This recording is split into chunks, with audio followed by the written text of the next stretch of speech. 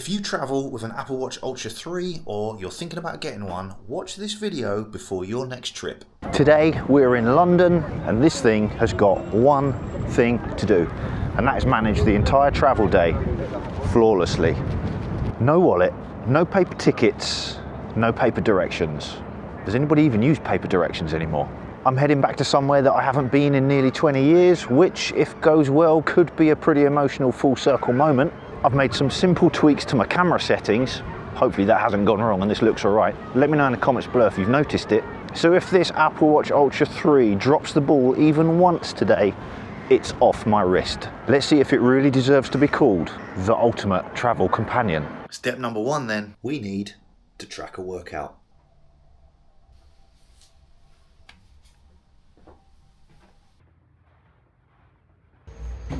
Why are hotel gyms always in the basement?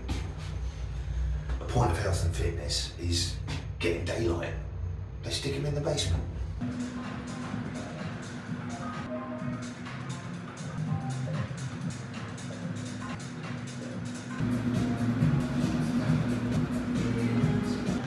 I'm not a fan of Smith machines. They kind of limit how your body moves. You're restricted to that one thing, but it's all we got for squat, so.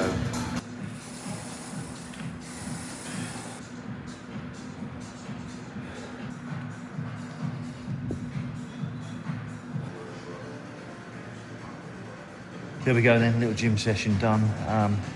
Hotel gyms, they are what they are. You got to make do with what you got. I mean, I'm not a fan of Smith machines, but it is what it is. So, little weightlifting session done. All right, gym done. The watch tracked it. We knew it would do. There was never any doubt. It's what it does. It's fine. It was more a case of using it to stay accountable for health and fitness when you're traveling. Down in the gym, hotel gyms, make do with what you've got. Is what it is. Never underestimate the benefits and power of a very simple weightlifting workout. You don't need to be crawling out of a gym on your hands and knees in order to have had a decent and effective workout. Mine this morning, very simple. Moderate weight squat, 5x5, no more than a minute rest in between. Then I went strict shoulder press, dumbbell. Don't like using the Smith machine at all. Definitely wasn't going to use it for the shoulder press. So dumbbell strict press, I went 5x8, no more than a minute rest in between. And then we need to do the opposite movement. I've done a vertical push, so now I need to do a vertical pull. So it was 5x8 strict pull-ups. Again, no more than a minute rest in between of that. Then we moved around to some accessories, buys, tries, and some bodyweight lunges. Nothing crazy. Keep the rest down, keep the heart rate up. And my warm-up, super simple. I did a 500-meter row at a fairly moderate pace just to get the pulse raised up and get everything moving and grooving.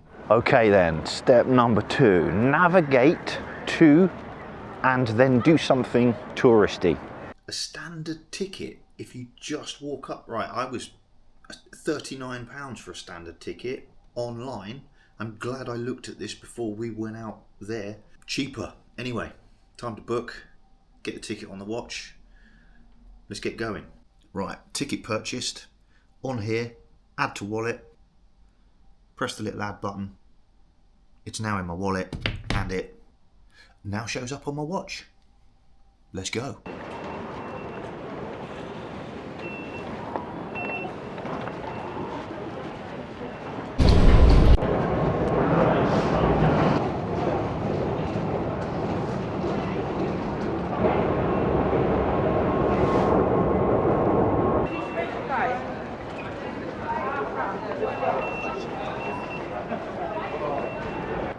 Well, we've done that, we're here. We are at the London Eye. And why are we here at the London Eye? Well, I haven't been on this thing for around 20 years or so. The last time I was here, in fact, I brought my eldest daughter, Megan. Don't worry, Megs, I'm not going to put up embarrassing photos of you. Well, I might. I probably won't. Yeah, I brought Megs here when she was, I don't know, 5 or something like that. We had our first dad-daughter day out. We did the usual, got the train up, Buckingham Palace, and we went on the London Eye. And the full circle moment is she's now got her own children, and the eldest, mine and Zoe's eldest granddaughter, we're planning on bringing her here and taking her on the London Eye. Now, she's been to London already and she loved it. She's very small and she handled the crowds fine. Westminster Bridge, that can be a bit of a crazy place. She took it in her stride. But I think being all the way up there, doing what I did,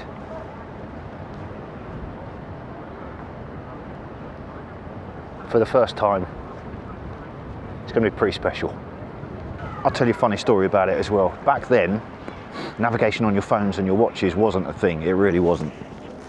I've got cry eyes because it's cold, not because I got emotional. So we've come up here. I'd not been up here with Megan before. We got off the train, and at that point in my life I used to do a lot of driving, a lot of sales, area manager, that kind of stuff, and I had a TomTom car sat nav. Do you remember those TomTom? Whatever happened to TomTom? And because I didn't know where I was going and I didn't want to carry around a paper map, I was carrying around my TomTom car navigation system in my pocket, and I used that to navigate us from place to place to get us around. The original retro version of handheld street level turn-by-turn navigation, no longer on your wrist.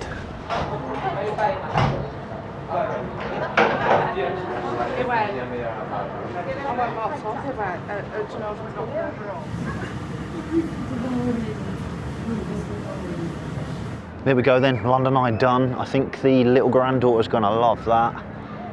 That was pretty cool, right? So that's workout tracking done. That is public transport, navigate to and use contactless Apple Pay using the Express travel card system.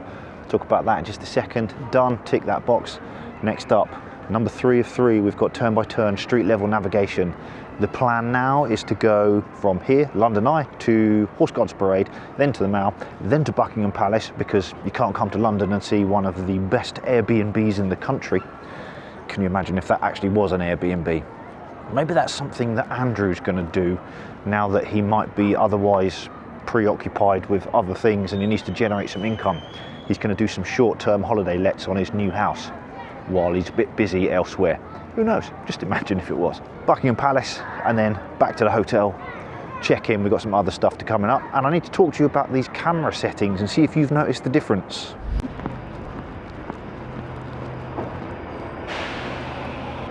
Street level, turn-by-turn navigation, piece of cake, man. Easy. Right, behind me is Scotland Yard, New Scotland Yard, and I don't know about you, but whenever there's cops around, it always makes me feel a little bit nervous, like I've been up to something when I shouldn't have been. And I haven't been up to anything that I shouldn't have been. Scotland Yard, just across the way from the London Eye. If you're coming to London, there's some things you should just pop along and see while you're here. Keep your eyes peeled. Cop stuff, keep them peeled. I'm gonna get run over.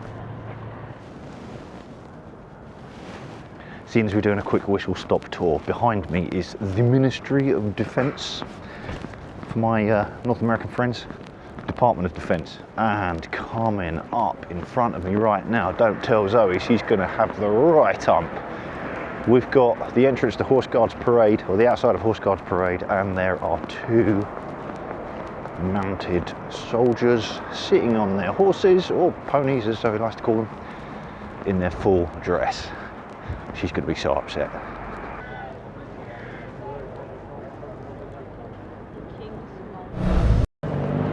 Next up on the Apple Watch Whistle Stop Tourist Tour, Nelson's Column, all the way up there. Unlike one of those big bus tours, but a bit crap. Nelson's Column. Now, the National Gallery next. Oh, there was something I wanted to show you up here, but there's some sort of Christmas market going on, which means I can't. So bus stop, tour, National Gallery, there, Christmas market, on the things that I wanted to show you, but I'll show you the market anyway, here. There's usually, well there is on the ground, there's some areas marked out for buskers. So if you're a budding musician or magician, or you've got some random talent that you think the world deserves to see, and we probably think we don't deserve to see it, you can come along here, you can set yourself up on one of those little spots, and away you go. And then you can set your Apple Tech up so that you can take donations and payments in a cashless society. Right, Nelson's Column done, National Gallery done. Next on the crap tour, Little Timmy's Tourist Top Tips. Let's go to the Mall. Next stop on the Whistle Stop tour, St James's Park. quick stop for a hot chocolate because it's cold here in Englandshire. Apple Pay sorted, nice and easy, just double tap on the watch. Business expense. This is a business trip, so it's all a business expense. Right, we should probably talk about cameras and settings. Currently, I'm using my Insta360 Ace Pro 2. I do have an external microphone attached to it because it has been a little bit windy, and I just wanted to make sure we covered that off. Now, normally, well, in fact, I am still running it in full auto. Everything is in auto. Normal color profile, auto white balance, auto exposure value. I do have the exposure value turned down to minus or negative 0.3, but I do that on everything and then I just leave it alone. However, I am doing something a little bit different as a bit of an experiment, and I'm interested to know if you've spotted that difference. Normally, we'd be shooting in 4K, 24 frames per second. We're still shooting in 24 frames per second, but we're not shooting in 4K. Nope, and we're not shooting in 8K either, which this camera can do, which is Ace, because it's an Ace Pro 2. No, I'm shooting in 2.7. Did you notice? Does it look any different? Who knows with YouTube? The thing is with YouTube, it compresses the file or compresses the video down. So is recording something in 4K and having massive files, because they are quite big in 4K, worth it when hopefully 2.7K looks and operates just fine. So why am I trying this? The first reason, is there any loss in quality? Like, genuinely, is there any loss in quality? I don't think there is. And the second reason is, I've mentioned it already, file size.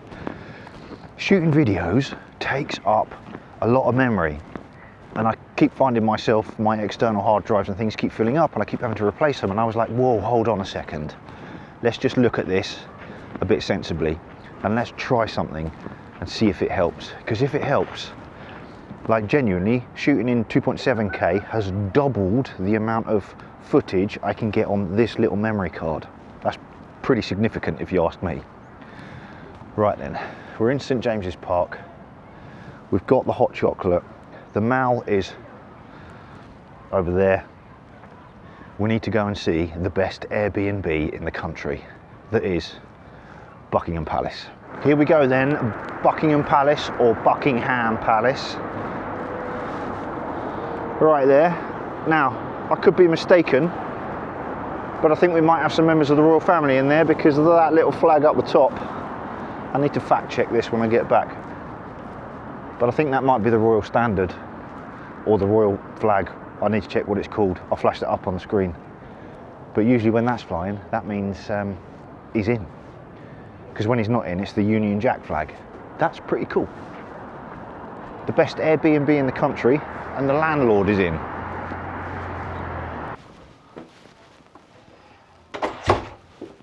All right, a successful trip. We've done workout tracking down in the gym. We've done many steps, so that whole workout thing has kept me accountable for my fitness targets. And if you want to know 4 quick, easy to implement tips or simple to implement tips into your normal routine that you can start to work on today, then link below for my 4-step fitness blueprint, of which there are some actionable things that you can start to work on right now that are going to move the needle in the right direction, whether you want to lose weight or tone up. You want to be less fat and look better with your clothes off. You want to be stronger, faster, fitter, healthier, whatever it is in that little fitness blueprint. 4 simple things that you can work on right now. Links below, click it, download it, get a jump start on your New Year's resolution. We've used contactless to get us to, through and on and off public transport using that Apple Pay contactless tap and go thing and the Express travel card. I'll explain about that in just a second. And of course, street level, turn-by-turn navigation on foot. The easiest way to do that. Type in the destination on your phone, hit the go button, lock the phone, put it back in your pocket or your bag, and then it just mirrors it on your wrist. Nice and simple. So is this thing the ultimate travel companion? Well, there are 2, make that 2.5 things it doesn't do that I wish it did. Make sure you're subscribed, because I'll cover those in a separate video. I think it deserves a separate video because I want to explain them properly and exactly what I mean. But the main thing about this was today, it kept me moving, it kept me on track. We got around town exactly where we needed to be and on time because I'd booked tickets for that London Eye. It let me pay for what I needed without really thinking about it. And that express travel card system, let me touch on that very quickly. If you don't know, within that wallet app settings, you can assign a debit or credit card or something like that will use as what they call the express travel card. So that means you do not need to unlock your phone or your watch. You do not need to put in a passcode or use FaceTime or anything like that. You can literally just tap and go and get on and off public transport around here in London, which just makes things super easy. It also works abroad when we're getting on and off the subway in America, that kind of stuff, so all good with that. Full disclosure, I didn't actually need the sat nav or anything like that today to get around because I know where I'm going, but it's still always interesting to just double check to make sure everything works properly.